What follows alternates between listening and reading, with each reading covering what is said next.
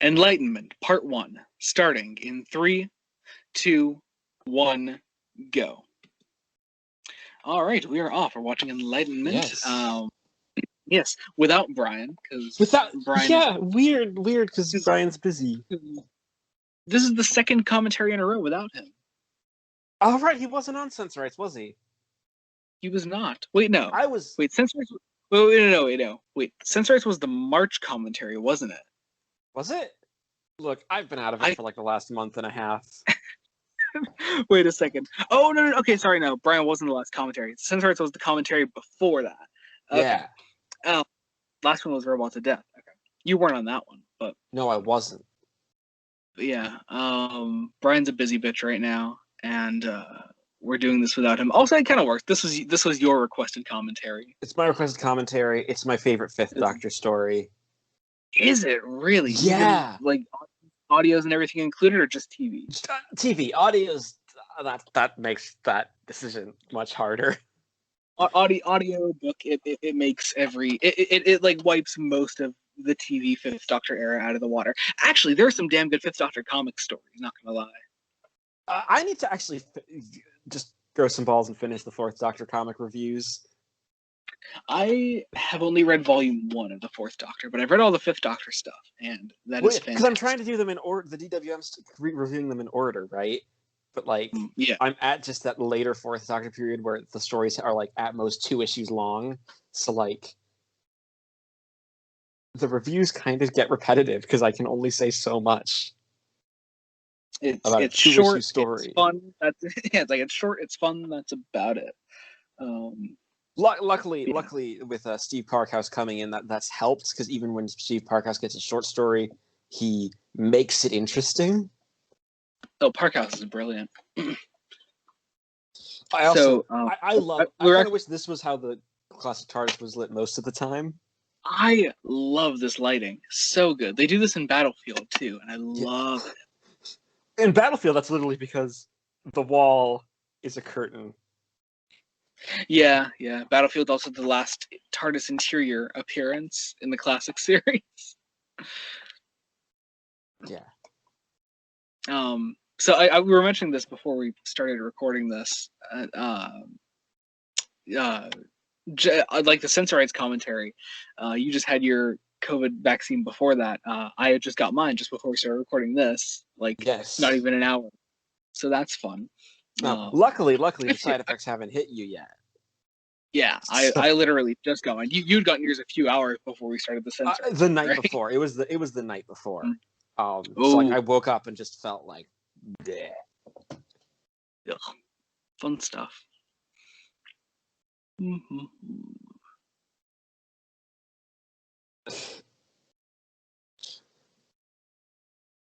I also just Fiona Cumming directed this story. She's an amazing.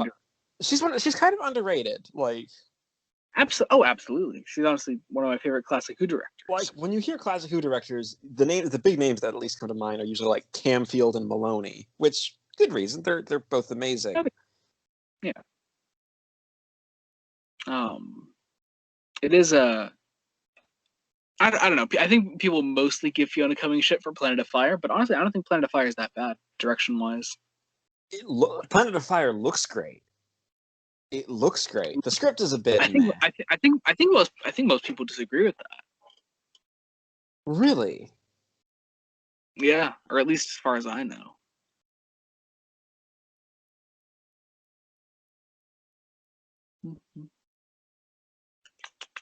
It's so weird. Like, literally 2 days ago, I was recording my lines for a Fifth Doctor Turlough story for Spectral Horizons, because I ended up being late because life decided to life. I don't mean to call her out in the middle of a video, but like Taya messaged me, was it yesterday morning? Yeah, it was yesterday morning. And she's like, did you ever get your lines in for that? And I was like, yes, I did. I kind of sent them like a week and a half ago. Yeah, you even replied to the. I was like, I was like, you even replied to the email, and she's like, really? I was like, yes, you did. I think we're all just tired because yeah. If people follow me on Twitter, recently they'll have seen I am now a scientist. Yeah, this is true. This is true. You're Dr. Licky Lick. Not an actual doctor yet. Give it a decade. In my mind, you are. Give it a decade. Give it a decade, Jesus. Yeah, because I'm doing this job for 2 years, and then I'm probably going to go MD PhD, and that takes 7 years. Oh, god damn. Mm. Because I You've chosen quite the profession. I have chosen. I want to do research. I want to dedicate myself to research, to med research, and that takes a lot, a Quite. lot, a lot. So, have you ever watched the omnibus version of Enlightenment? Yes, I have. Um, Is it any good? yes, it's very good. The CG is still kind of cheesy. Um, I mean, honestly, I never thought the model work in the original story was that bad.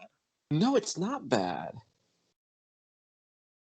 But that's sort of Fiona Cummings' like big fault when it comes to the DVD releases. Is she's like, "Oh, we're gonna do a whole new version of the story." I'm like, the original looked just fine. Yeah. Except um, Castrovalva. she did that with this, and yeah, and we all know the Planet of Fire one, where she just like overlaid every single shot with endless fire. Just more fire, more fire. The entire screen red, like just ugh, it doesn't look very good.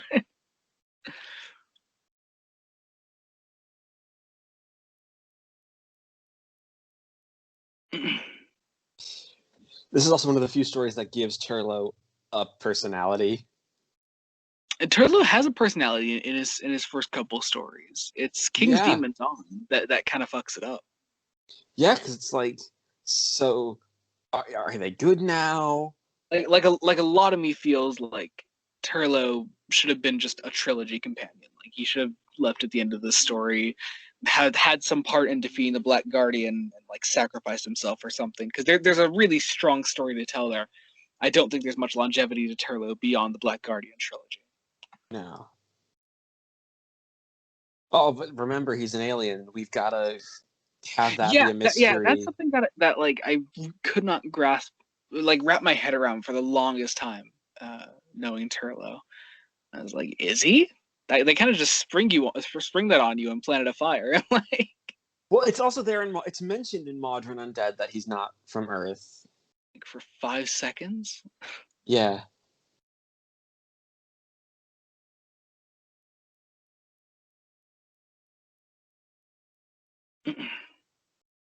So I've been reading Autumn Mist. Ah, the one of not a good McKinty book. Really, I fucking love it so far. It was very meh for me, but that might also be because sometimes with McKinty's dense prose, I'm like, See that's the thing that I really like about it. It's not like the rest of his stuff. It's not very dense. I think it's a pretty short book too. It's like only 230 something, hmm. which is weird for the BBC books. I'll also say this is a story where I think actually having the TARDIS, Tegan staying in the TARDIS for like such a long time actually helps it. Um, it helps add to sort of the atmosphere. mm, Like the '80s has the problem of the '80s pre McCoy has the problem of shoving the Doctor and companions in the TARDIS for like all of episode one yeah. of a story, and that's just like no.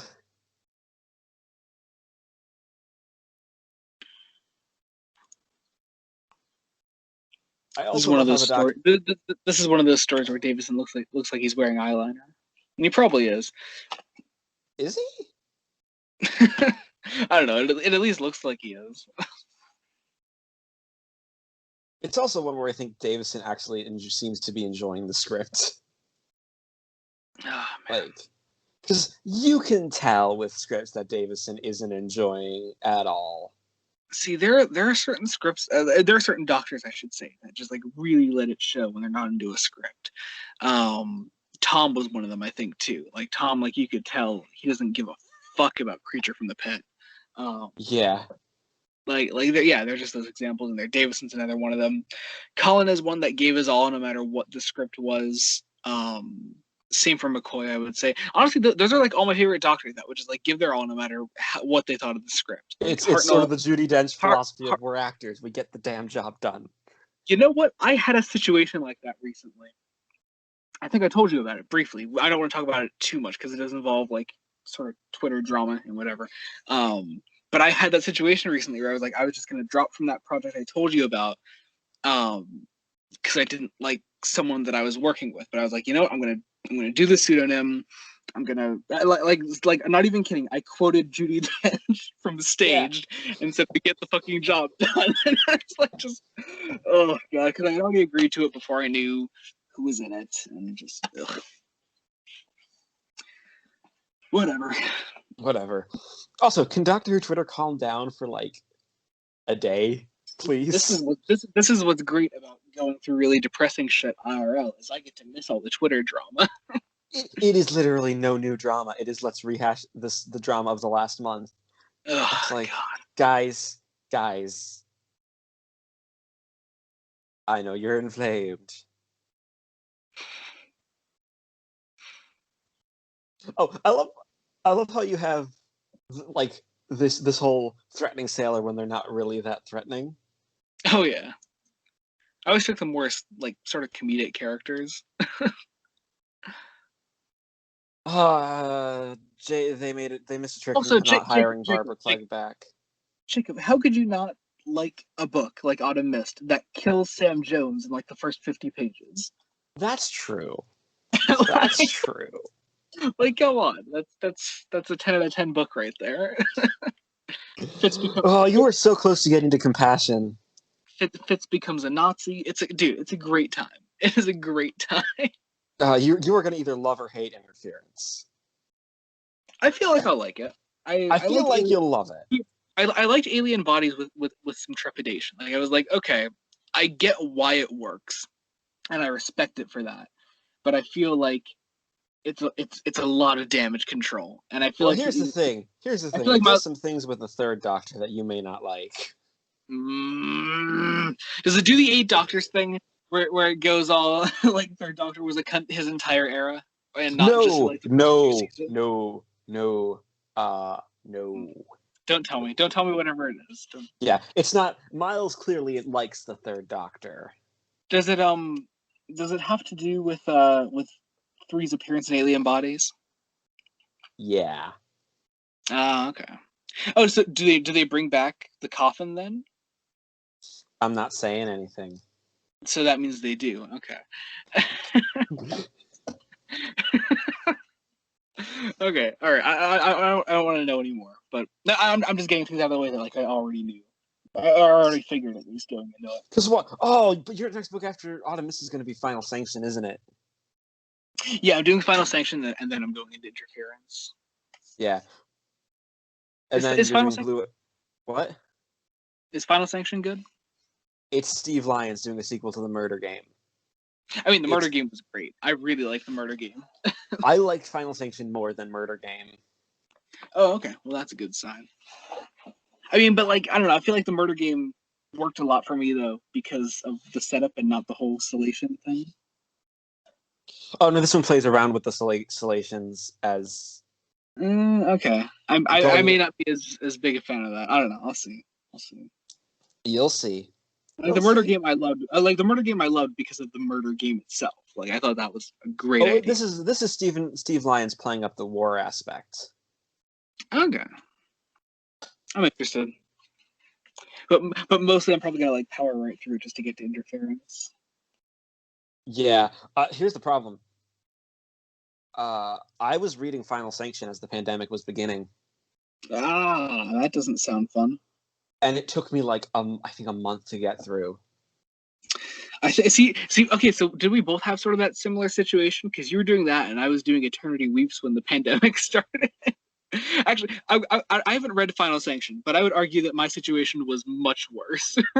Eternity Weeps. Oh yeah, definitely.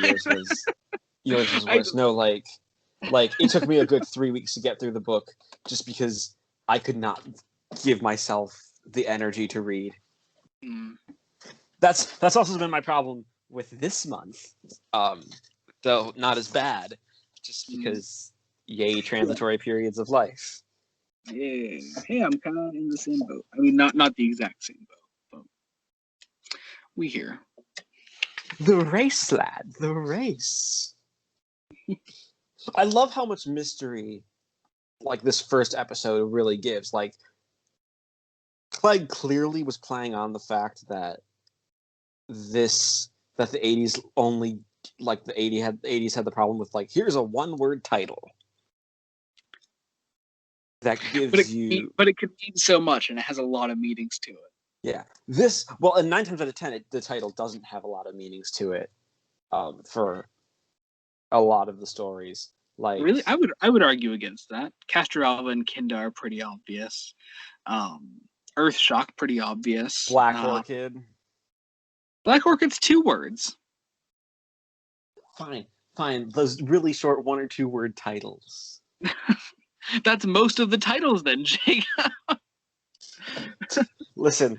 I just like the blank of blank. That's most of that, Jacob. That's most of who 1 or 2 word titles right from the beginning. The Daleks, the Rescue, the Romans. Like what do you want? Listen. I just don't like I don't like Terminus as a title. I don't like Terminus is ass, but Terminus I don't like Terminus has Jacob. We have a lot more awful things to worry about in Terminus than the title. Warrior's Gate. But Jacob, don't you get it? It has a lot of meaning. It's pretentious.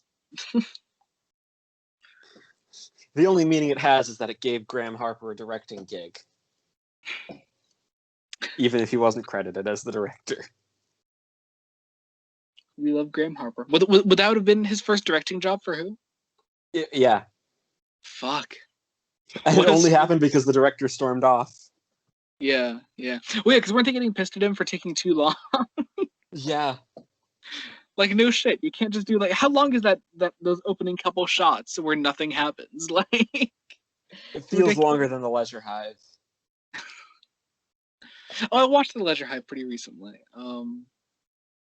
I used to give it like a 2 out of 10. I'd probably give it like a 3 now, honestly.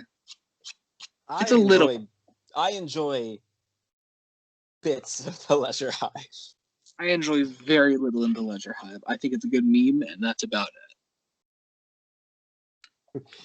You just love it in Placebo Effect when the Fomazi show up. You mentioned Fomazi.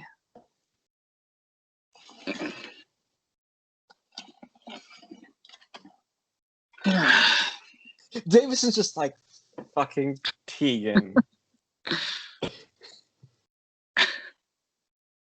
I'm so interested to see what my friend thinks of Davison. I have no clue what's going into it. Yeah. I mean, I showed my sister Partners in Crime a couple nights ago. Oh, how'd that go? She enjoyed it. She kind of laughed her ass off at the adipose. Nice. She literally wanted that one because she wanted the one where the Doctor and Don are in the windows. Okay, gotcha. It was either that or make her watch. She also asked for that or the one where Tennant regenerates, and I'm like, well, I'm not sitting through the end of time with you. Partners in Crime is definitely better. Has she seen much Who outside of that, or is that it? She's seen bits and pieces. Okay.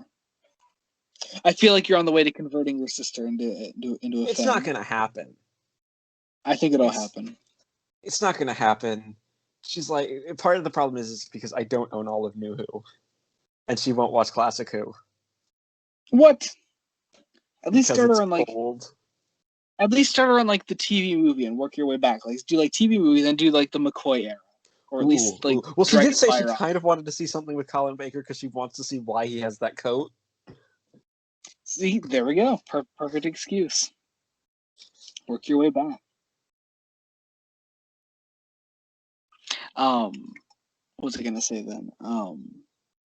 Oh yeah. But my friend seems to be in like the same boat as me with season 18 for like the first 4 stories. It just kind of gets better and better.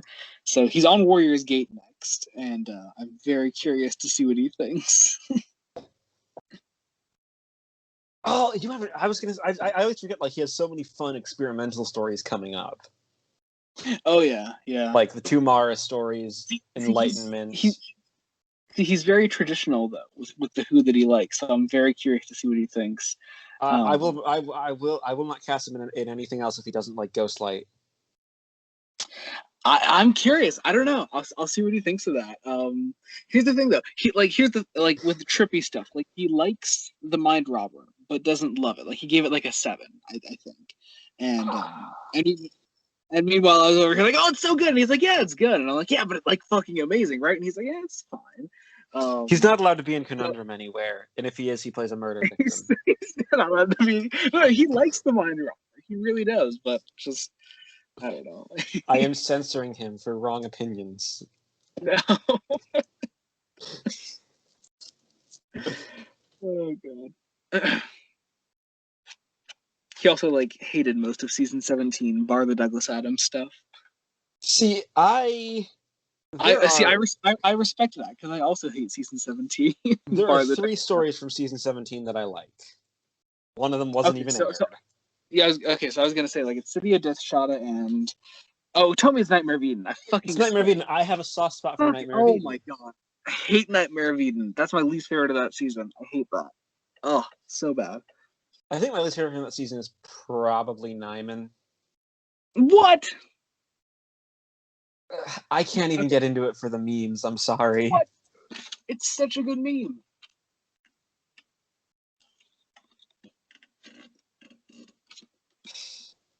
My question is why did Terry Nation always keep writing the same Dalek story? See, that was our big problem with Planet of the Daleks. Is like we're like it's just all recycled Terry Nation material. Yeah.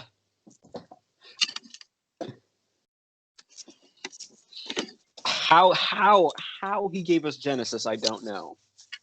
Yeah, like how did that happen? He comes back, I writes mean, Planet many of the people say Daleks. it was probably Robert Coles. He comes back, shits Planet of the Daleks onto the page, shits Death to the Daleks onto the page, and then comes out with Genesis. I mean, okay, at least in Planet, there are some redeeming moments. Pertwee especially is on form. The direction is beautiful. I forgot to. Okay, so here, so season 17 for me, I had City of Death, Shada. They're good. Um, Third and fourth is like it's swappable between like Destiny and Horns of Nymon. Um, then Creature from the Pit, and at the bottom, Nightmare of Eden. Because God, I really, really, really don't like Nightmare of Eden.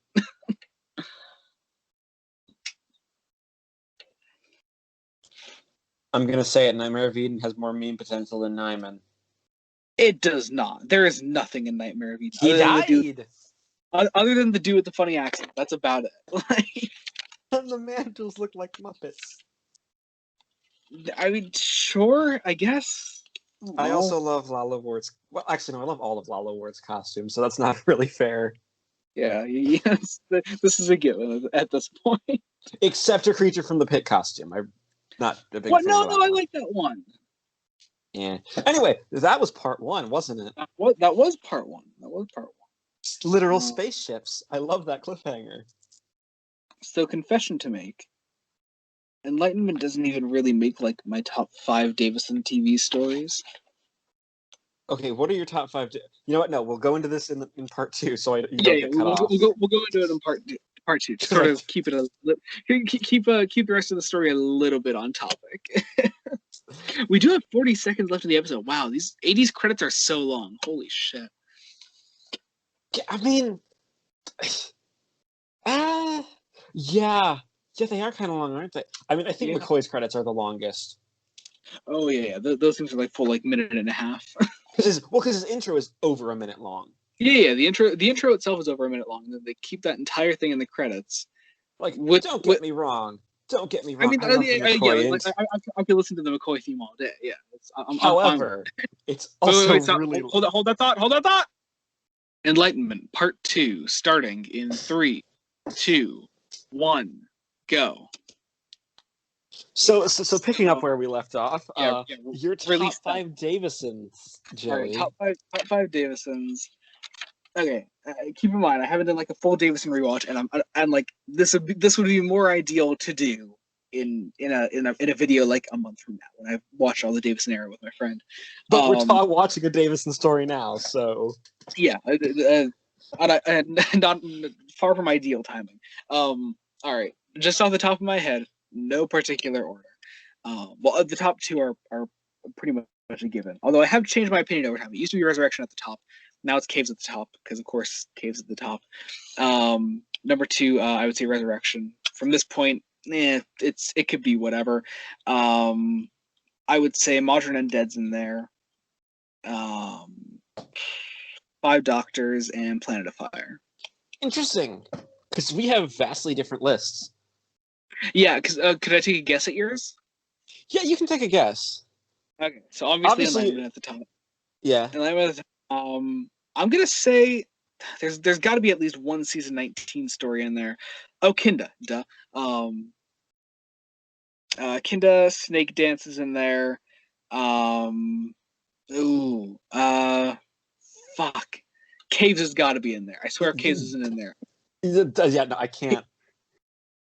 Are you serious? I can't not get rid of Caves. No, Caves is too awesome. Okay, all right.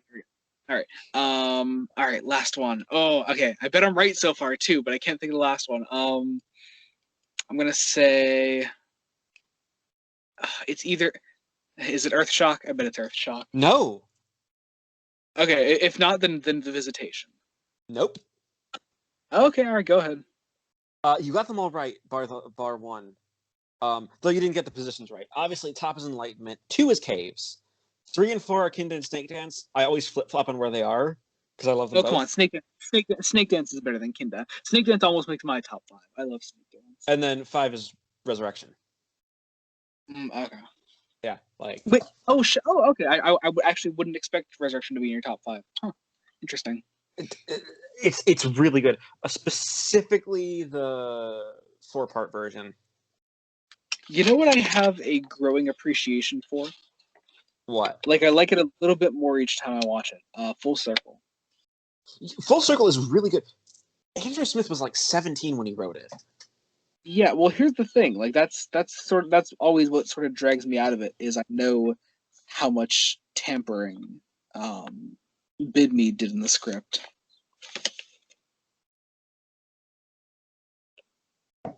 So like I don't know. It sort of takes me out of it, but I do appreciate it a little bit more each time I watch it. And you have this one Eternal who's just. It's not even like he falls in love with Tegan. He's just confused by her and thinks that's love.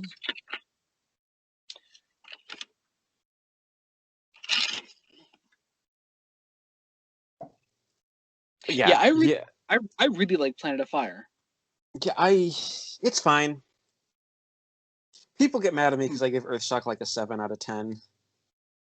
I give Earthshock like a 5 or a 6. So yeah, don't feel guilty. Like Earthshock is good. Earthshock is exactly what it says in the title. It's just shock value. Like, it is. The first and last episode is brilliant. The first one and the last one. The first one is this really nice. I don't know. See, I don't know about brilliant, and I would only say the last. I would say only part 4 of that. I'm going to defend part 1 and say it's a really good horror story. It falls into that issue of just introducing this gigantic crew of spacemen, and just you don't get time to know like any of them at all. Oh yeah, so and that's kind of a problem with Eric Sayward scripts, isn't it? That's every Eric Sayward story except for The Visitation, and that's why I love The Visitation. That's another one that comes close to being in my top 5. Yeah, Visitation is. I really like The Visitation. It's my favorite season 19 story. There, I said it. I still prefer Kinda.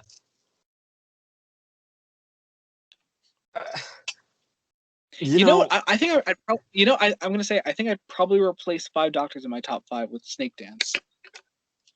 Yeah, see, 5 Doctors is great, and I love it, but it's more Terrence Dicks having a lot of fun and watching these actors have fun instead of actually telling a coherent story. Yeah. Like, it's there. Okay, I love the detail of having the picture of Tegan's Auntie Vanessa, but like, Oh, I never noticed that. yeah, yeah, it's things like it's little things like this that make me adore Enlightenment because it's one. I love the Eternals. I am so glad Series 12 gave us "Can You Hear Me" and Series 11 gave us "It Takes You Away." Like I would argue that they are Eternals, right? Like in Can You Hear Me? They don't say it directly, They but don't say it, but they've gotta be. They've yeah, gotta be. Zelen and whatever her name was. It's- See, Can you hear?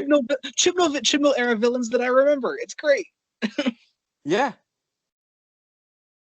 and you're never gonna forget the Solitract. Oh yeah, yeah. It's.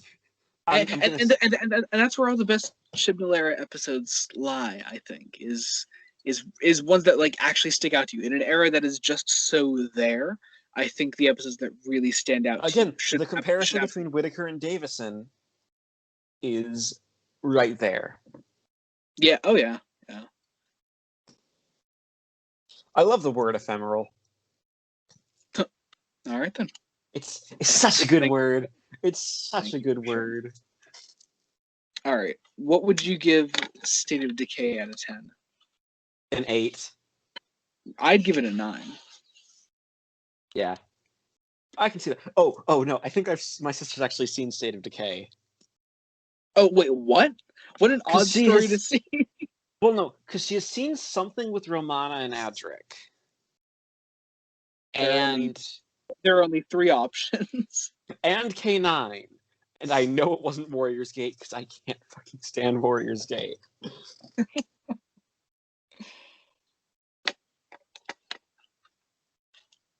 Oh, I love the costume design on the spacesuits. I love this story. It's Calm the fuck down. no, but yeah, she's either seen Full Circle or State of Decay because she's also seen Tomb of the Cybermen. Okay, well that's a great story. What do you think of that one? She liked Jamie. Everyone likes Jamie. Everyone likes Doesn't Jamie. does she not like Victoria? I don't think she remembers Victoria. Aw, sadness. I would love to show her Web of Fear because I think she'd get a kick out of Web of Fear. Will get a kick out of it? What? That's fucking filmmaking right there, my guy. Yeah, yeah. It uses music like it's used by Stanley Kubrick. Yeah. And also like that first scene with Travers could look like it could be a Stanley Kubrick film. Yeah, that scene is such a good scene. I am Where so. Here's the thing. I am so glad I never watched any reconstructions of Web of Fear. see, I got to the game late, so I got like all of Enemy of the World, surviving. I got Web of Fear as we know it. Um, Yeah. it's so weird to me though, like because going through the '60s with my friend, like he got to experience stories for the first time in a way that like are totally new to me. So like him watching the Faceless Ones or the Macra Terror for the first time, I was like, oh, okay, so that's what Oh that yeah, because they reaction. would have been animated. Yeah. Yeah. So And that's what that those are two reaction. very good animations. Oh, same with Fear from the Deep. Actually, yeah. Like I actually had never seen the Fear from the Deep animation when I showed it to him, so it was a totally new I experience really for hope me. you watch the black and white animation because the black and white Oh, animation is yeah. And like also like for someone's first time going through the show in order, like yeah, he wanted to do black and white. So. I will say the Macro Terror in color is brilliant. I don't know why I know it's there and I know there's nothing wrong with it. It feels disingenuous to watch it in color. Well, I think part of it helps is that it starts in black and white then transitions to color. Yeah, I don't know. So Okay, so who's did you see that like Sylvester McCoy looking fucker at the wheel? yeah, the first mate.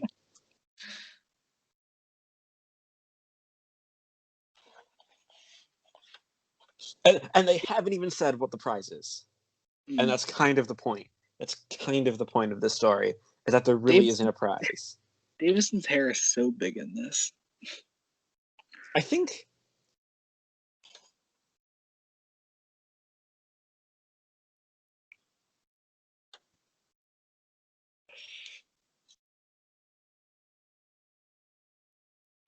I also love how the Eternals view death.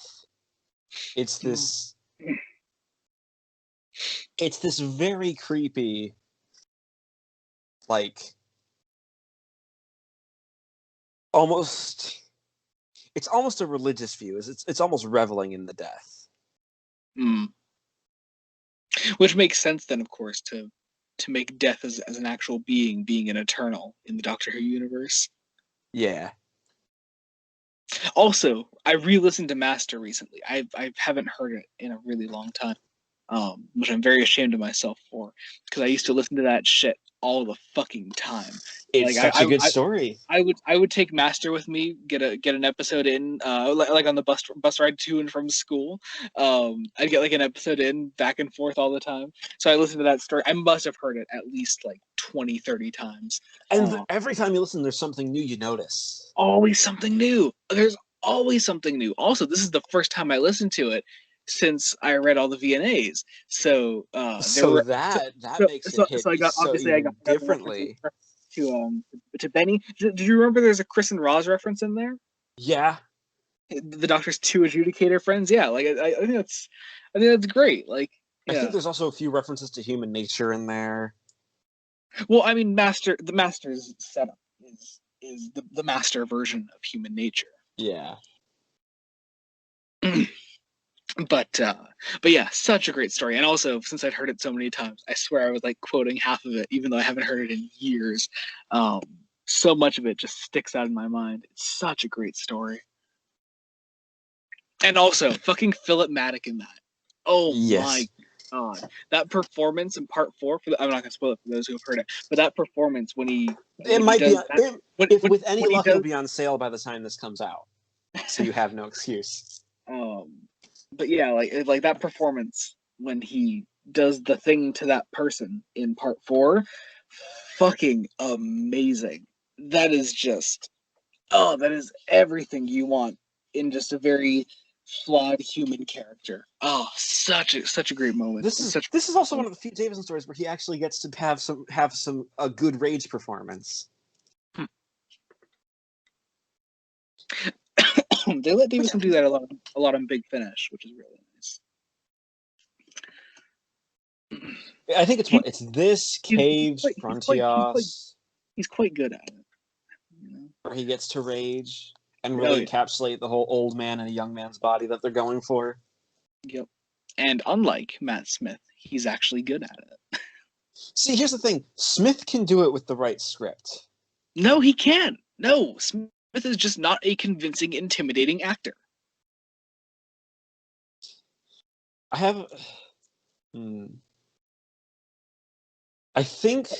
When's the last time you watched A Good Man Goes to War, Jacob? At least 2 years ago. Might I recommend watching it just to laugh at Matt Smith's supposedly big bad oncoming storm performance? But he's no, that performance isn't scary.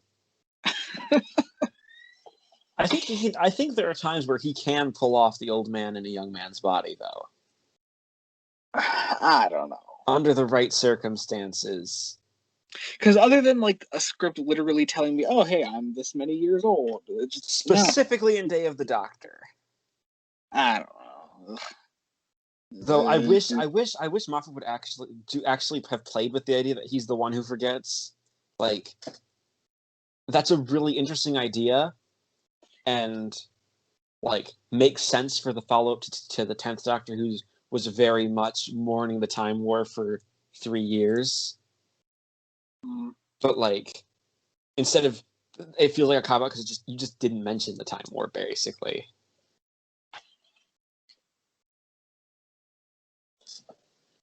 So, switching topics here because I just got thinking about it again. So like I got my first vaccine like very quickly. Like I didn't have to schedule an appointment or anything. I just sort of went in there and was like, "Hey, I want a vaccine," and they're like, "Fucking go right in there." And I just had to enter some information. I swear it took like half an hour at most from walking into the hospital and walking out. It was nothing. Interesting. Yeah. I don't know what it's like in your area, but we basically have like express vaccines. See, that's where we're at now. When I got it, it was because of my eye and my disability. Um, for those listening, the fact that the Cyclops in my Twitter bio is literal. Yeah, this is true. This is true. It is literal. Um, I had to make an appointment, but yeah, like I had the appointment. It took me maybe like less than a half hour. Like, and um, most of that was spent walking down the really long hallway to where they were giving the vaccines out. most of my time there was them telling me sit in the waiting room for 15 minutes, just to see if there are any effects Oh afterwards. yeah, that too. But that's just standard medical procedure. Yeah. Um, Actually, just in my area, they opened up the vaccine to children 12 and up. Yes. That's nationwide. That's nationwide. I've been Oh tracking shit. that. Okay. Cool. So if you're listening and you have not gotten your COVID shot yet, and you're in an area where you're eligible to do so, do it. Do it for the Do it. love of God. Do it because fuck. And then in 3 weeks. If you think it's a microchip to track you, you already have a cell phone. You're watching a video on the internet. The government already knows your every move. Yep. You just yep. They don't have to microchip you to You've get already that. given up you've already given up all your personal information by existing. You just fucking just do it. Are we? Oh no, I thought we were at the cliffhanger. No. I was assuming too much. Okay. Now kiss. Oh come on! That was the obvious joke to make I, with I, I could those. I could I could listen to Jacob Licklider stand Enlightenment all fucking day, and I I still do. I and I still won't get all the love for it. It's not even just Enlightenment. It's Barbara Clegg scripts. Did she do any other TV ones or just the last? No. Because Eric Sayward, I need to write the Dalek story. Yeah, Resurrection is brilliant, but the Elite is better. The Elite was really good. Fuck, you're right. Yeah. No. Fucking show. Listen. Also, Point of Entry would have made such a good. It was such a good story. Have you heard Point of Entry? I have not actually. I think was it you I was talking with recently about how I didn't hear how I haven't heard any of the first series of Six Doctor Yeah, Lost that was stories. me. You should do that. I'm gonna get them from the sale soon. Rectify So yeah, that. the bundle for like the entire first series, which is how many stories? 8. 8. It's $44 for the entire bundle. I was like, that's not bad at all. Yeah, that is not bad at all. What else was I gonna say though? I don't know. Yeah, the Elite's great. The Davison era is very feminine, isn't it? It sounds like a weird thing to say, but this is like a Paul Cornell idea that I've been in love with since reading Revelation. It's Well, it kind of is because it's the first time you get female writers on the show. A female writer on the writers. show, really. It's Like, this is the era definitely with the most female directed stories, I'd say. yeah, well, yeah, yeah. Like the Fiona Cumming ones alone should 3, make up. yeah, and that edges out like the late Pertwee, early Tom stuff. Yeah, because And then you only have what Patty Russell doing. Well, you A had couple Julia stories. Smith in the late Hartnell era. Oh, So okay. like, What did she did Smugglers and Underwater Menace. Oh, okay. What did and I think Russell's only Hartnell was the massacre, right? Why did every actor who played the Doctor fucking hate Patty Russell? Because Patty Russell takes no shit. I love that. Like I kind of love that. Like especially hearing like how she got under like the two most stubborn Doctor actors, Hartnell and Tom. Like how she got under their skin like so much. I love that. I have a feeling that if she had directed a Collins story, her and Colin would have gotten along like a house on fire. Oh yeah. Did you ever listen to the Planet of Fire commentary? Fiona Cumming talks about working on the massacre. Did you know that she worked on the massacre? I knew she worked on the Highlanders, but Yeah, Fiona Cumming worked on the massacre with Patty Russell, and talked in the Planet of Fire commentary. She talked about this fucking raging fit that Hartnell had because he lost his cane, and her and I Patty mean, Russell. it doesn't help that Hartnell still hated John Wiles. Yeah. Kind of rightly so, because John Wiles wanted to write him out. So like Cumming and Russell just fucking like put him in his place, and Harlow didn't say shit after that. So it's a great story. Love it. But yeah, back on what I was saying though, like it's a very feminine era. You know, the Fifth Doctor is the classic Doctor most in touch with his feminine side, I would say. This is represented in the VNAs in Time of Revelation when they talk about the Doctor's female self. I think that's there are a lot of interesting ideas there to talk about, and also since we were drawing comparisons between that and the Whittaker era before, I think there's a lot to be said there. Yeah.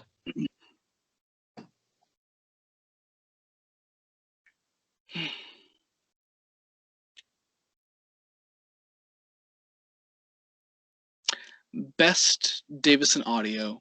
Don't say spare parts. Creatures of Beauty. It might be Creatures of Beauty. It might also be The Elite. Can you guess what mine is? Omega? You probably what's up? Omega? No.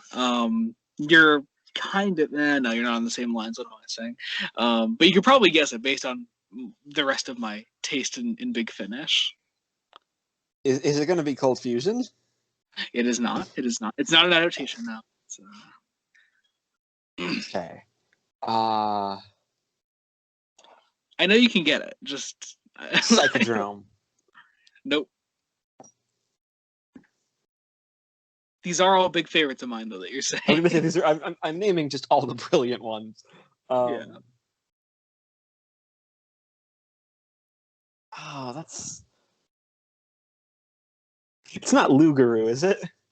No, oh God, no! I hate Lugaru. Fuck that. Oh right, you're the one who hates Lugaru for no reason. Oh God, hate Lugaru.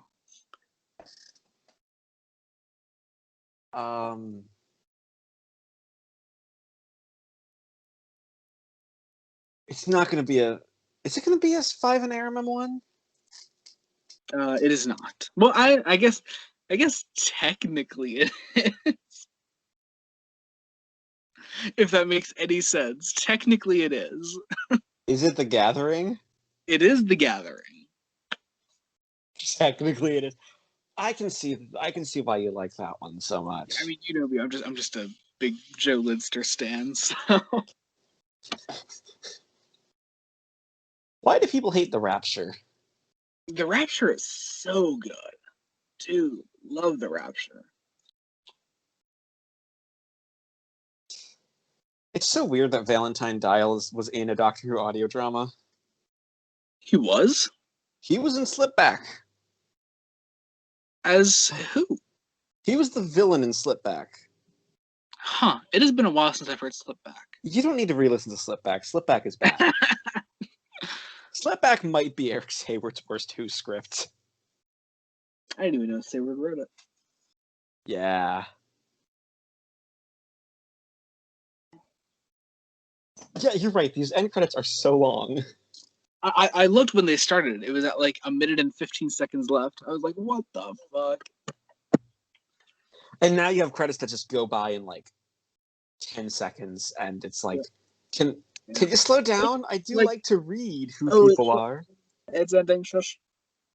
Enlightenment, Part 3, starting in 3, 2, 1, go. And we are on. Yeah, what I was gonna say is The Rapture is great. Joe Lidster's an amazing writer. That's about I'm surprised Lidster never wrote for Jago and Lightfoot. I would say that's not really his style, but then Lidster wrote for a lot of things that weren't really his style. Like I was gonna say the amount of Dark Shadows work he's done, yeah, it's his style.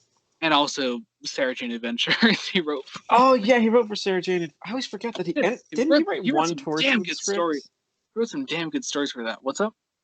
He also wrote one Torchwood script on TV, didn't he? He did, and that was another damn good episode. I don't think there's been a single Who-related Lidster work that I've disliked. I forget if it was in an interview or in the writer's tale that Davies said like Lidster is a name to look out for like potential future showrunners.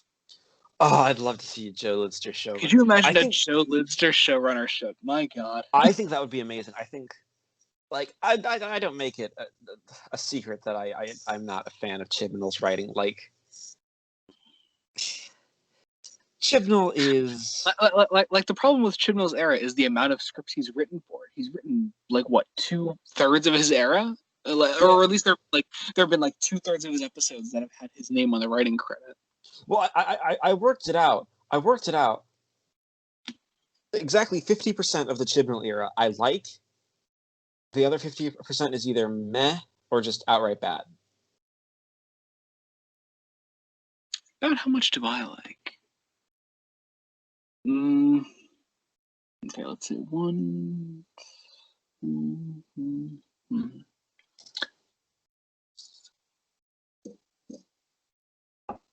But yeah, he's had his name attached to 15 of the 22 episodes. So okay, there are 22 episodes. I like about, I like about 11, arguably 12 of them. I don't know. So yeah, about half for me as well. And it's probably the same episodes for you and me.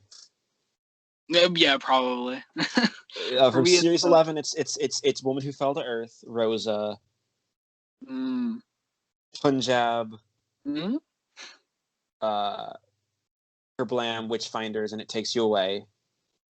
so for series 11, it's all of those minus Rosa. See, I like Rosa.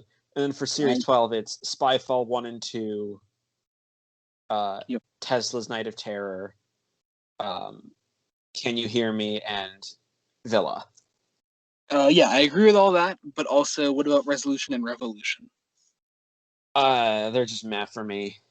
I like what he does in I would Resolution, say I would especially has some redeeming elements, but the Ryan's dad stuff is just mm, see for me. so. See, for me, they're both like 6 out of 10 episodes, so like they're above average. I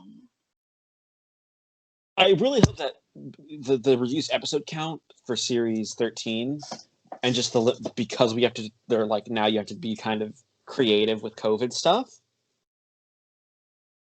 See, I don't know. I'm really wary about series 13.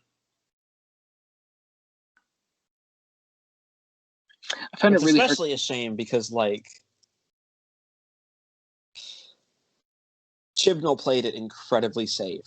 Like he took the risk of hiring a female doctor, and that's like the one risk he's actually taken. Yeah, like that. Yeah, that's It's literally it. like, dude, you were And given. and also the other risk, although it's not one that's noted often, he's willing to just fucking kill off any and all supporting characters. So I mean that's Well, something. that's a good thing. That's a thing I can commend him Yeah, oh for. yeah. That's a big leg up on Davies and Moffat for me. Especially Moffat, who. Yeah, I would say Davies ran into the same thing. Yeah, but not But as heavily. There were deaths in the Davies era. yeah.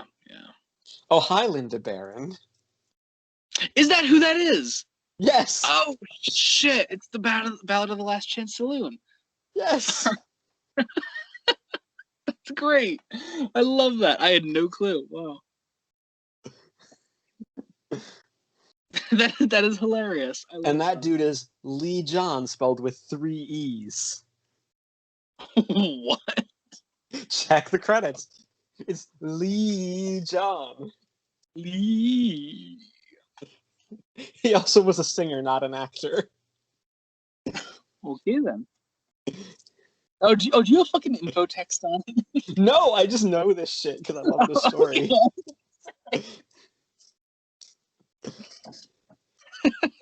You forget, my brain is like a sponge. It doesn't forget stuff.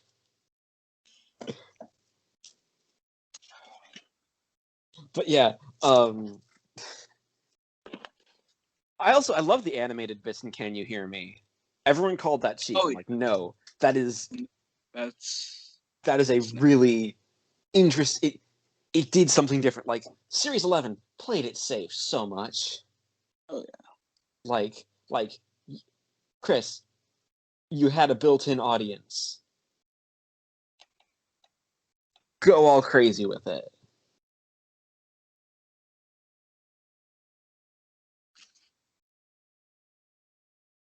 Again, he treats her like a toy, like like this thing that he's just amused about. And Tegan, being Tegan, takes none of the shit.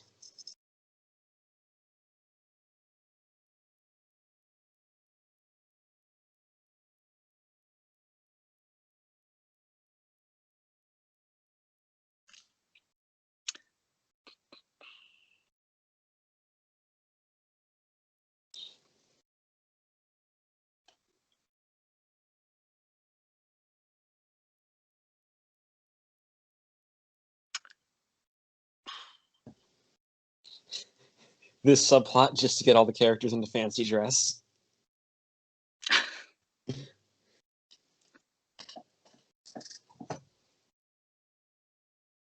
Lee John. You're If you don't insane. believe me, pay attention to the credits. I believe you, Jacob.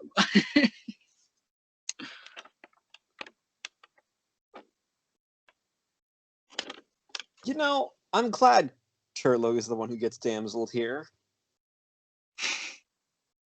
Because, like, so we both agree that, like, the stereotype of the screaming companion is almost exclusively originated in the 1980s. Like, like, um, I would argue it's debatable. I think there are some examples earlier on. Because obviously there's Susan. But there's yeah, Victoria. But Victoria, it's literally like part of her character arc. Like, is how unprepared she is for adventure. Like, it's a purposeful decision, and yeah. It's I well, think it makes her. I'm talking about the idea of like a companion who just screams and that's their character. Like, and with Victoria, you can't say that. Like, her character isn't just screaming. Yeah. Okay. So I would say Susan. Who are there examples? Katarina doesn't count. I'm gonna argue, and I may get crucified for this. I'm gonna argue Sarah Jane, Tom Baker era Sarah Jane. You know, she does get damseled a lot, doesn't she? Tom Baker era Sarah Jane gets damseled all the fucking time, and I understand Yeah, why. I understand why, but she still gets damseled all the fucking time. yeah, it is kind of a shame that like Because all of the Hinchcliffe era, the Hinchcliffe era's literary allusions all have that sort of damselly character involved, like in Brandon Morbius, or in fuck, can't think of it right now. Fucking my god, Mask of Mandragora. There we go. That's what I'm talking about. Fuck. Yeah, like it just happens a lot. Like the influences on the Hinchcliffe era just sort of involve those kinds of characters, and they say, hey, we have female person here, we can have them be that stand-in character, and that's the only reason it happens. But I don't think it's a huge issue for me, at least. But it does happen a lot. it does happen, but it's not like say what happens with like Mel Yeah. Mel is on a big this. like I'm gonna be honest. I like Mel on television. She's fine. Yeah, I mean, and I that's all. remember I writing mean, an essay. I it, remember writing but something it's on all like why part, Mel works as a like better companion just based on her TV appearances than Clara Oswald ever was. oh yeah, I would Because agree with that. Mel actually has a consistent characterization. It's not the deepest, and it's very static. I suppose one could argue though that Mel kind of goes through the same Clara thing between season 22 and 24, or sorry, season 23 and 24, um, because they dropped the whole companion out of time thing. Maybe. Like it just kind of drops out of nowhere. They make a passing mention of it at the end of Dragonfire, and that's about it. Maybe.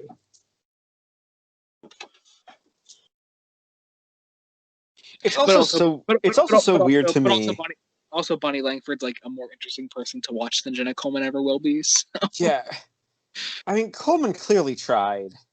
Oh yeah. I mean, she's not bad, but like Bonnie Langford just oozes personality, and Langford made decisions yeah, on acting decisions. Coleman was just told basically act smarter than the doctor.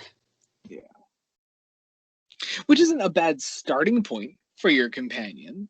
You need to work But for. you also can't introduce that over a series in and then change it again. Like like after Last Christmas, she does not mention Danny Pink once. Oh yeah, Like like what? She's a governess in series 7, a teacher in series 8. and I don't know, Jenna Coleman in series 9. Well, she's still a Yeah. teacher, but but Is for like she? yeah, but for like 2 stories it's mentioned. Which it's fine. I'm glad they actually got her off like the going back to Earth thing in between stories that Moffat loves to do. Yeah, Like like it really honestly it really only worked in series 10. It really only well, worked in series yeah, 10. because that's also because you tied the Doctor to it as well. It wasn't like the Doctor was just continuously dropping a companion back on Earth. The Doctor himself had to be on Earth. Yeah.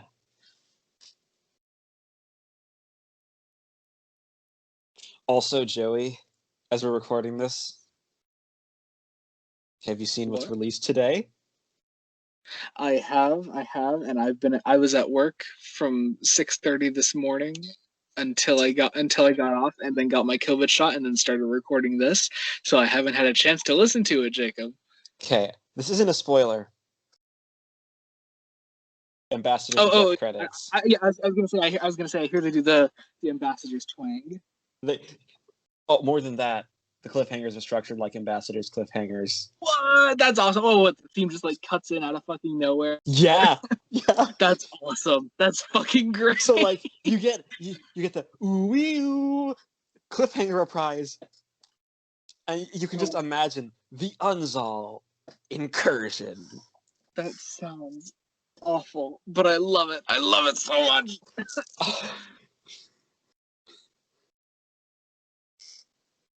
Have you did you finish the first story or No, only because I've been so busy.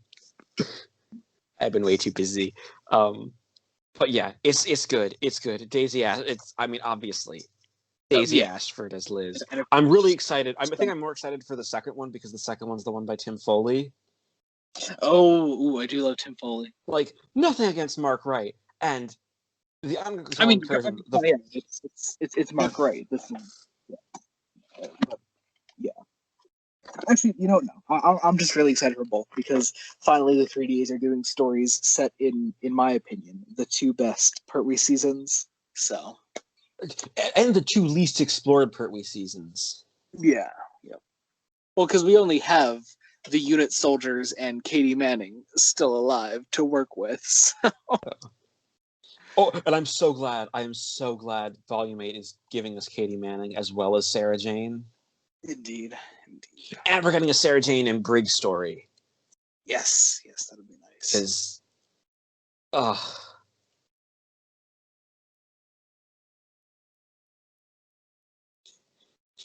Oh, Antonio told me he wanted to commit war crimes against me. I saw that. I didn't. I just saw that. Also, can we agree that like the Radio Times Best of the Main Rings thing has been like the biggest victim of trolls? Oh yeah, Like, been I know doing. you like Dark Husband, but no way is it. Oh no, it's not like top 5 material. Fuck that. Is Fiesta of the Damned that good? It's good. It's not amazing. It's Because apparently that's like number 2. good. What? Yeah, I mean, it's good. Yeah, it's good, but really? I obviously went for like the Stone Cold classics like Master, Protect and Survive, A Death in the Family, Live 34. I can't remember what I picked for the fifth one. Oh, Night Thoughts. Yes, that's it. Night Thoughts. Duh. I'm gonna say yeah. Those are like the McCoy on it. Actually, I have not heard Protect and Survive, but I think I'm coming up on it soon. So You'll love it. You will love it. I certainly hope so. I am so McCoy starved this year, though. Yeah, well, I kind of figured out why. He's the only one without a home studio. So Yeah, and I get it. I totally get it, and I'm not saying I'm not saying Big Finish like. yeah, it's not like they're purposefully shafting McCoy. I mean, like they might be. Who knows? But I No, mean, they're not. They're I not mean, because I think they want to do a Sylvester McCoy: The Last Adventure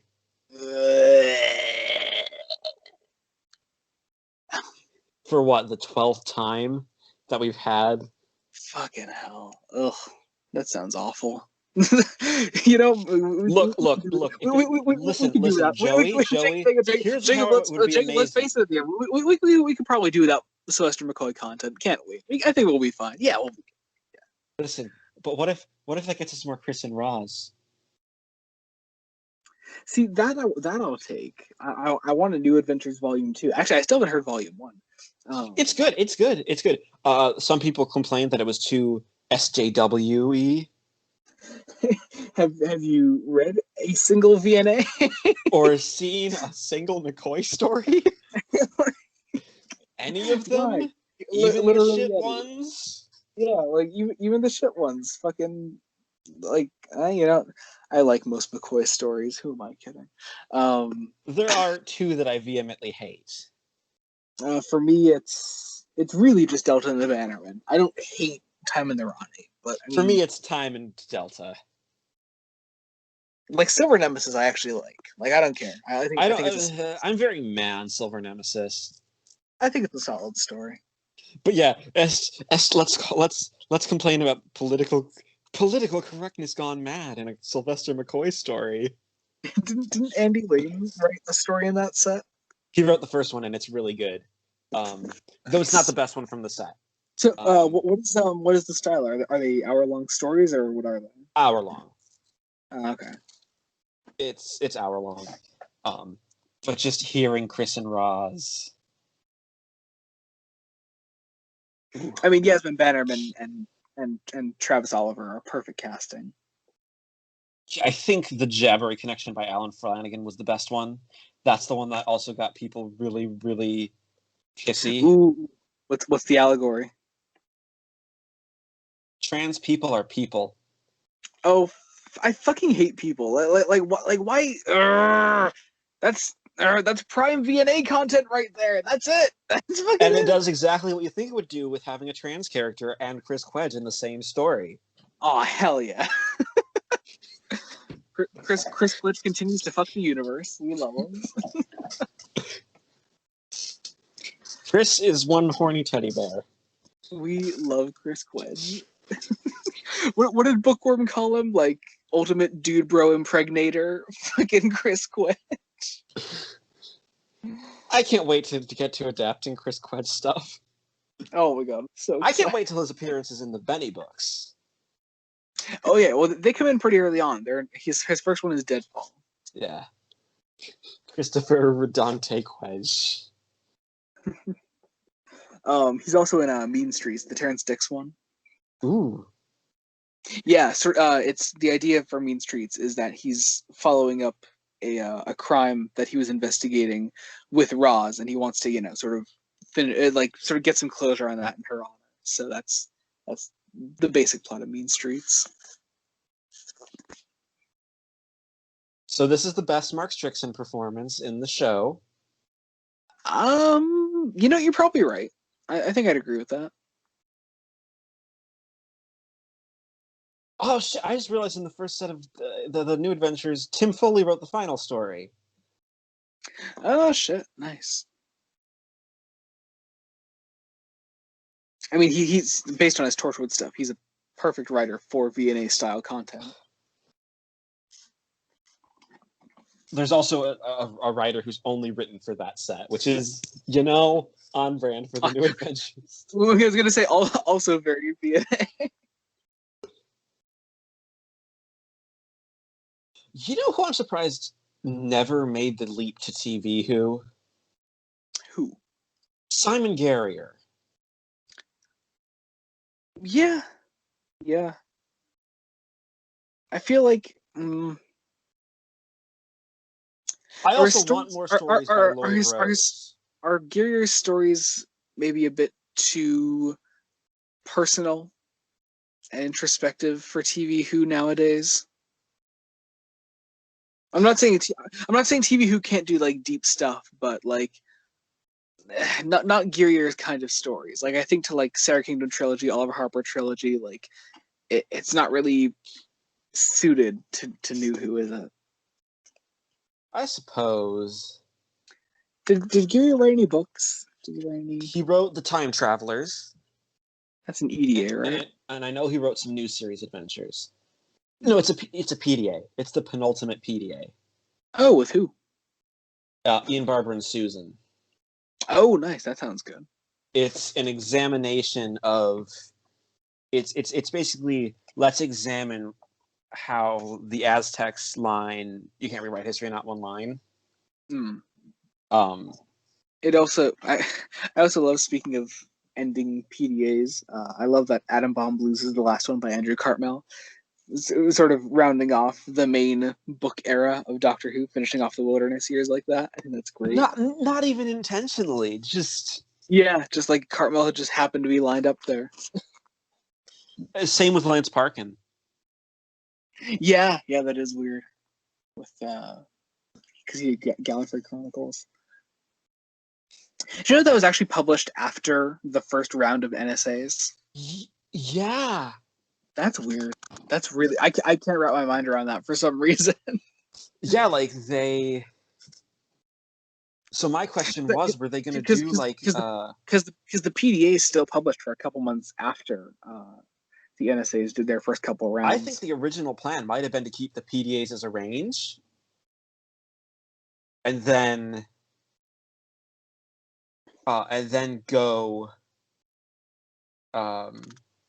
have like, because like there's an Eighth Doctor PDA published in September 05. But like, yeah, yeah, I feel like it would have been the VMA plan of bringing see whatever Racket Linda Doctor. Baron. Where's the I Lee saw John credit? Lee John. There he is. See, that is not a typo on the DVD. Oh, I always forget that the score is by Malcolm Clark. I feel like you don't actually always forget that. I feel like you may have just said that for the sake. No, I genuinely forgot that. Like when it comes to like non-Dudley Simpson scores. See, I'm better at remembering non-Dudley Simpson scores because they. I'm better at remembering the non-Dudley Simpson scores in the Dudley Simpson era of the show. Like, of course, Carrie Blyton is the easiest to remember. Enlightenment, Part 4, starting in 3, 2, 1, go. And here we are, finishing off Enlightenment. Yeah, Carrie Blyton. We all love Carrie Blyton here. This Enlightenment's also very much like a what you would see in one of the Doctor Who books. Like, it's very high concept, very character focused. I wonder, did Clegg do the novelization? Probably. I don't know. Maybe. Yeah, here it is. Okay, so 2005 BBC books when EDA to the Slaughter, PDA Match of the Day. Then you had the first round of NSAs, Clockwise Man, Monsters Inside, and Winner Takes All. Yeah, because March would have been where. Well, March, they skipped on March and April. Then May was that first round of NSAs. June is but March would have been where the show came back. Oh yeah. So I imagine they wouldn't want to release anything then. But then in May they did that first round of NSAs. Then June was the Gallifrey Chronicles. And they kept going with the PDAs for July, August, September. Then they released a PDA, the Eighth Doctor PDA, Fear Itself, alongside the second round of NSAs with Deviant, Strain Only Human, and Stealers of Dreams.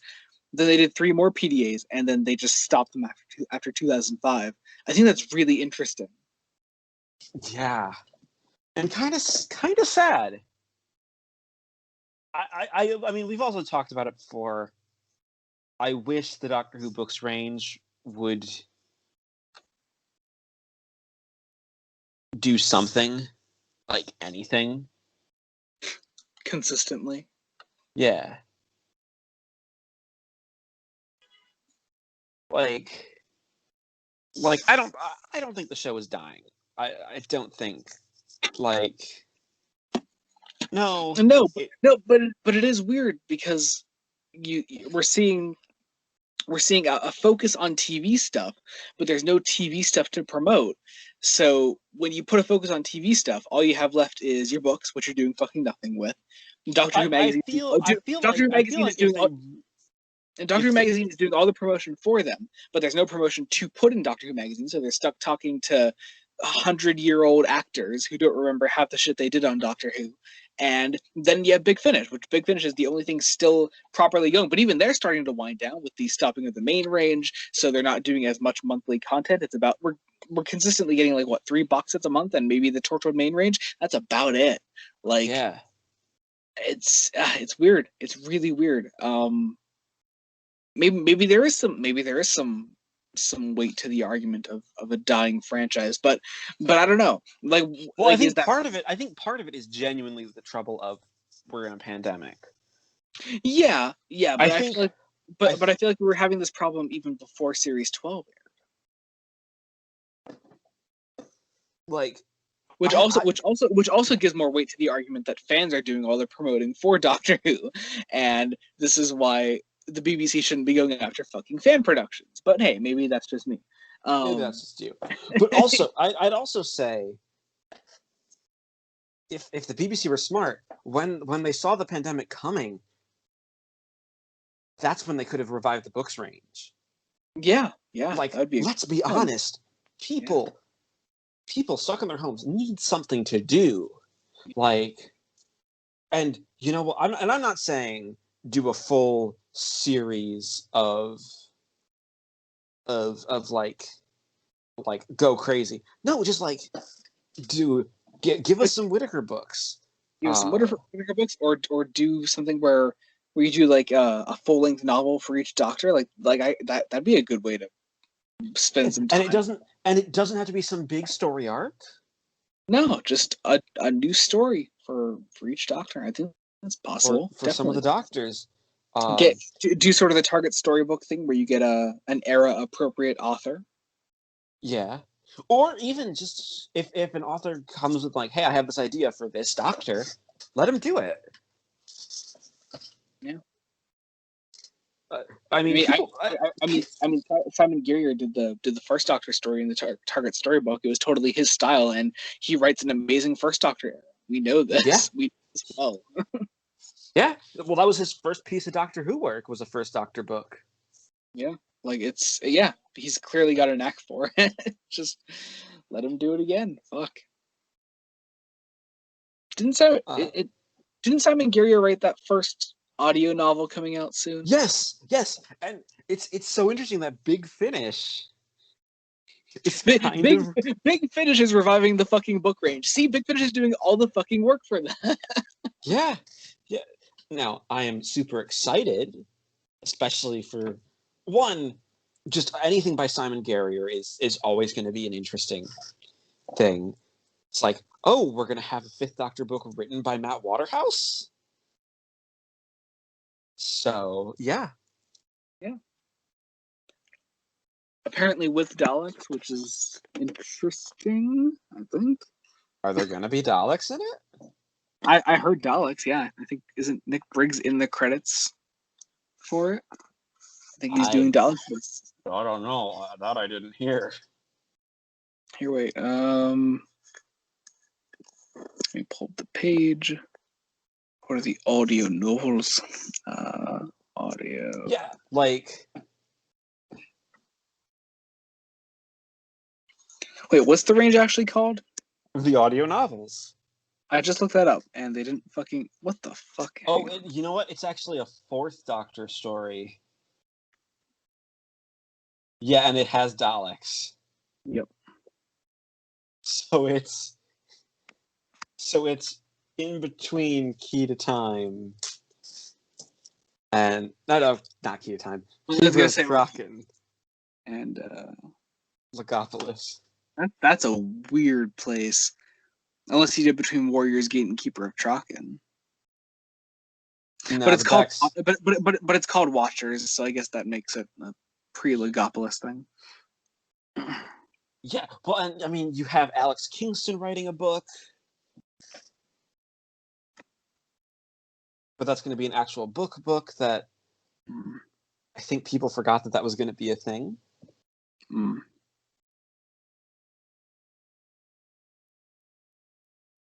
I do really like the Big Finish approach of casting companions, daughters as their respective companions. Yeah, it's a good approach, and it's worked really well for Daisy Ashford and Sadie Miller. Like, they both are clearly having a good time together.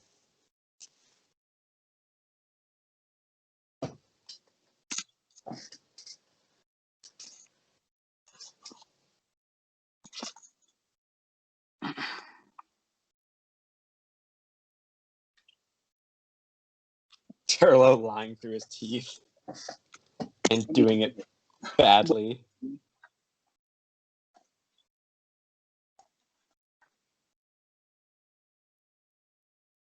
So I still feel all right. It's been about a little over 2 hours since I got my COVID shot. I feel okay. Yeah, you'll be fine. You'll be fine. When It'll did, hit you. yeah, I It'll was gonna say. hit I you was gonna say, when did it start kicking in for you? like the next morning. So I got it at like 4:30. So I got mine at about 2 my time, a little So after yeah, 2. probably late tonight you'll if you feel it. Mm.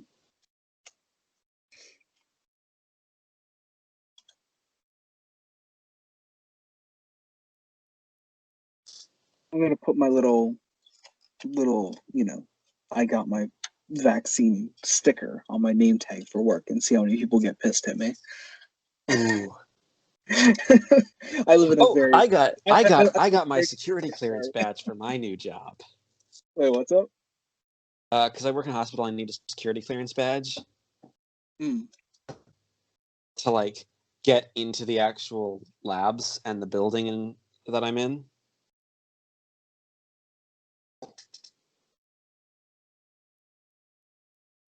Yeah, it's also so weird. Like, just the rise in popularity of the VNAs recently. Have you noticed that? I Like, haven't. Is that us? like, I don't want to say it's us, but I but feel like it's us. it might be our fault. We may have something to do with it. Well, because I there's so remember, many people that are now reading it. I know like a lot of people have messaged and tweeted at us respectively, just saying like either the adaptations got them into it or us just doing book reviews or in my case my review tweets, just sort of Your talking about tweets. I feel like I feel like it gets a lot of people interested to see what we say. Even when we talk about the BBC books, people say like when we mentioned like, hey, this author did great work in the new adventure. People say like, oh, they did great stuff before this. I'm like, yeah, definitely. People like Kate Orman, McGinty, the usuals. The usual I think suspects. it gets people really interested, and I yeah, want it. I really hope with the audio novels range we get a Kate Orman book. please more Kate Orman. Just please more Like, Kate Orman content. like just doesn't even have to be 7 Kate Orman. Just Kate Orman. Is there is there a way to contact Kate Orman? She has a Facebook. Because obviously, I guess the bookworm authors had to get in Yeah. contact with her to do the forward. So she's still around doing things. I mean, I know she had a Benny short story fairly recently, When? in like 2018. For what? I'm checking. Uh, true stories? Ew, where was this? It was a Benny book. It was a Benny audiobook. It was. Oh, that one. Okay, all right. So wait, that was 2017. Sorry, I got the date wrong. Oh, how dare you? Also, Jonathan Blum wrote one, not with Kate Orman. That's weird. That's really weird. Also, did you listen to the behind the scenes on the Ninth Doctor Adventures?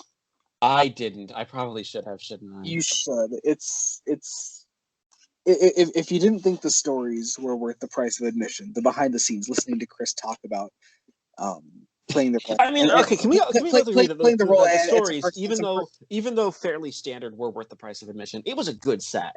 It just wasn't. But listening to Chris talk about the role and like talk about things he went through while filming series one, just it's well worth it. But yeah, actually, Nick Briggs gives a new adventure shout out in the behind the scenes, just a very brief one. He was talking about writing. What was the second story? Cataclysm, and saying like that's how he always wanted to like open like his Virgin New Adventure. If he were to write one back in the day, do an open submission. That's how he would open it. Was that that sort of thing with Nova like screaming for the Doctor, that pre-title sequence that he did. He wanted to style it like that. It's like, oh, okay, that's interesting. But yeah, the set was good. I'd say like the first story didn't really do it for me. Just Chris Eccleston made the entire first story, but they got better as they went along. I really liked the last one. Food Fight was really good. Yeah. I'm also honestly, I'm really happy. I think actually Big Finish actually scaling back their output is probably a good decision. I agree. It's just weird for me as someone who's been like buying every Big Finish release possible for the past 2 years. It's weird for me to see them cut back so much. Yeah, I'm not. I hope we get more Benny stuff. Yeah, I don't know. I don't know when we'll be getting the next one because obviously Volume 6 didn't end on like a cliffhanger or anything. Just sort of them going off. I have a feeling we'll get more. I also unfortunately just haven't been impressed with the Benny range as of late. Volume 5 was very meh, and 6 was a step up, but nothing amazing. I also do want to wonder how much COVID has had like changed a lot of their plans. Yeah, that makes sense. Oh, I mean, we do have the new audiobook coming out. When does Two Jasons come out? January. I have a feeling there's going to be a surprise one in between them. I do remember them mentioning the Two Jasons in Bookworm, and I forget if they said it was good or bad. But knowing their thoughts on Dave Stone in that book, probably bad. Yes. Well, here's the thing. There's the Benny novel in between Tree of Life and Two Jasons is Genus Loci by Ben Aronovich. I have a feeling. Oh. I have a feeling there's going to be a surprise audiobook. I think it's far more likely that there won't be a surprise and Ben Aronovich is being a stingy cunt. I feel like please, Ben. Please. Jacob, don't get your hopes up. It's okay. I have 6 Ben Aronovich books I need to read on my shelf right now. The moment you said by Ben Aronovich, I was like, oh, we're never seeing that audiobook. Just forget about it. We might. We might. Sure we will, Jacob. Sure we will. But what if they do a Seventh Doctor Do Adventures style book for the audio novels? Give it to me. Jim Mortimer, Jim Mortimer, put your stupid views aside and write a Seventh Doctor book again. Or Kate Orman. Oh yeah, actually, yeah. Well, I'll take Kate Orman. Honestly, if they got Kate Orman, they'd probably be more likely to commission an Eighth Doctor one, though. Let's be real. Oh, but let's be honest, an Eighth Doctor Kate Orman wouldn't be bad either. Actually, let's add. And you know what? If they're still having trouble getting McCoy in a home studio or getting him into a studio, in any way, they may do a Seventh Doctor one just to tide people over. Yeah, that might be the third one. Yeah, I wouldn't be surprised because especially just given how little Seventh Doctor content we've had, we may go like the entire year and have nothing besides End of the Beginning, and even then, that was just like a cameo appearance. And End of the obviously we don't neither of us blame Big Finish. We get it. Yeah, Big Finish force Sylvester McCoy to fucking make a home studio, or force him to step outside during Here's lockdown. the thing: for Third Doctor Adventures Volume 7, that was recorded in studio. Yeah, that's what interests me. So I wonder. Well, I think they're cool with doing in studio stuff, with very limited casts. Yeah, so I wonder. But also at that point, it feels like it varies person to person. Like that may also be McCoy's thing: is how comfortable are you with stepping outside and going to other places to work? Well, let's see. He did do Gray Man in the Mountain. Was that recorded in lockdown? I think it had to be. I don't know. You can't be sure with how far in advance they used to record. It was. Yeah, it was July 23rd to 24th. Oh, interesting. Recorded remotely and via the sound house. So. Well, yeah, McCoy would probably be Soundhouse at that point. Also, how great was Green Man of the Mountain? I really like that one. Really, really good. The end of the main range was brilliant. Yeah. Colony of Fear is one that really took me by surprise. I was like, oh, fuck, that's actually really good. Yeah. That one, Blazing Hour, was fantastic. Loved Blazing Hour. And End of the Beginning was solid. Nothing fantastic. It was a good ending, though. It was a good ending. It gave. Is it weird to say I prefer Sirens of Time? Yeah, I think I liked it more than Sirens of Time. Really? I like Sirens of Time more. I don't know. Maybe just.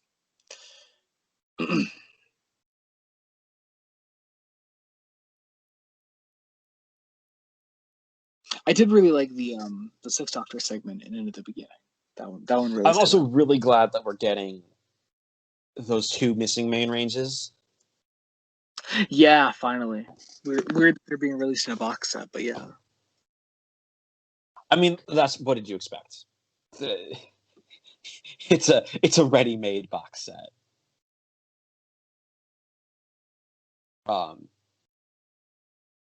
Yeah. Fucking Connor using some big brain energy here. Just said the TV movie was directed by Fox, which was bought by Disney, which means Grace Holloway is a Disney princess. I mean, that is true.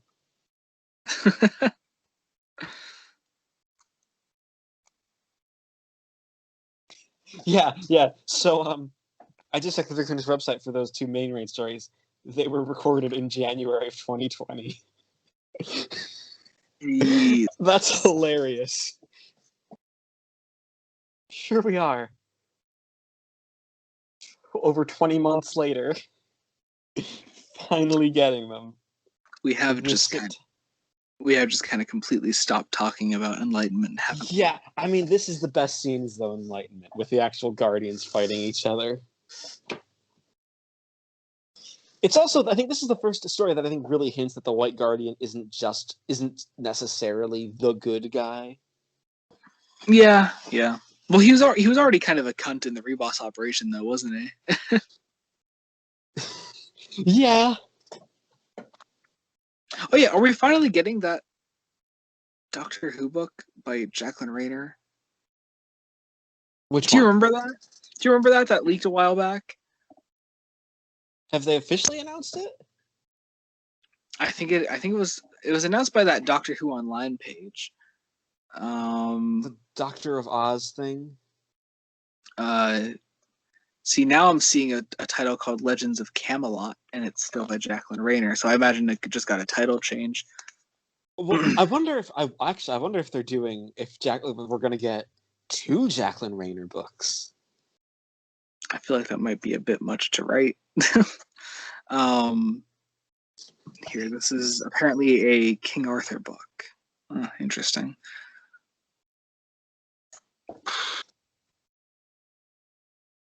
Oh, okay, yeah, they are two separate things. Doctor of Oz and Legend of Camelot. Okay, weird.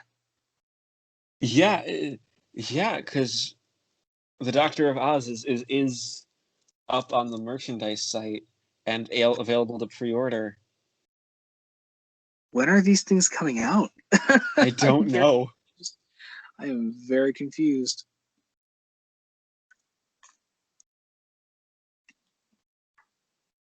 Huh. I mean, it's gonna. I think they're probably both gonna be 13th Doctor books, so that'll be nice. Yeah.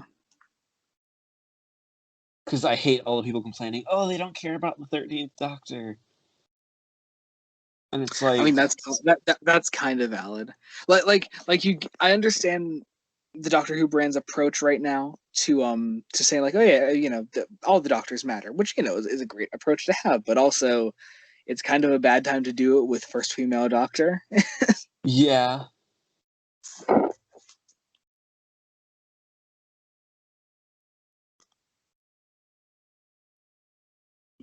Mm.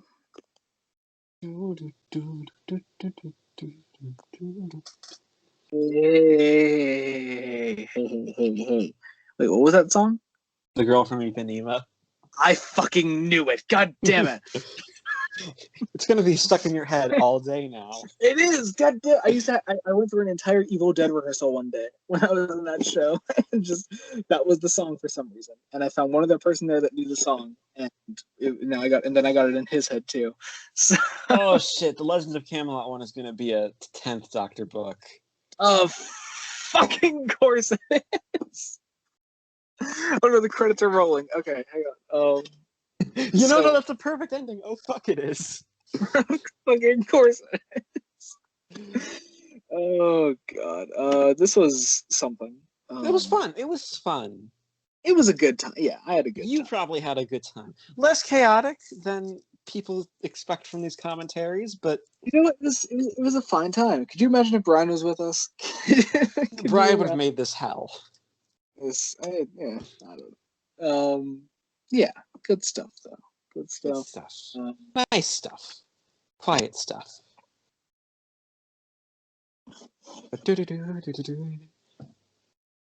But yeah, stand the VNAs, stand the Doctor Who books, stand and Enlightenment, and go Barbara listen. Flag. Go listen to "Girl from Ipanema" if you haven't. It's like Yes. the most earwormy Sinatra song ever.